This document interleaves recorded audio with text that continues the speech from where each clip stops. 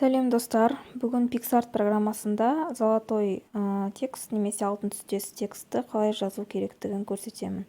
Алдымен Pinterest программасына кіріп, золотой фонды сақтап аламыз.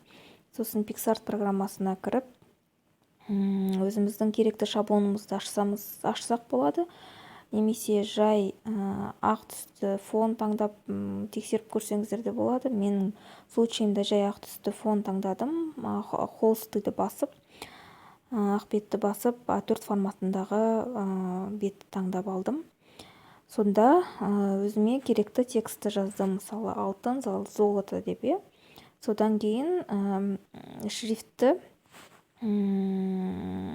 өзіңіз қалағанша шрифт қойғанға болады, немесе сіздерде PicsArt программасында қалай қазақша шрифтті таңдау керек, қалай қою керектігін білмей жүрсеңіздер, онда менің арнайы подписчиктеріме арналған YouTube каналымда плейлистте осы текстті, қазақша тек шрифттарды PicsArtқа енгізу туралы толық видеом бар. Соны ашып қарасаңыздар болады.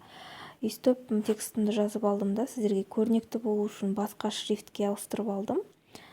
Содан кейін цветті басып, үшінші нұсқасын басамыз да, цветтің ішінде сөйтіп өзіміз таңдап алған фонды плюсикті басып таңдаймыз. Осылай болды. Осымен золотой текстіміз дайын болды. Енді өзімізге сақтай саламыз. Назарларыңызға рахмет, жазыла кетіңіздер.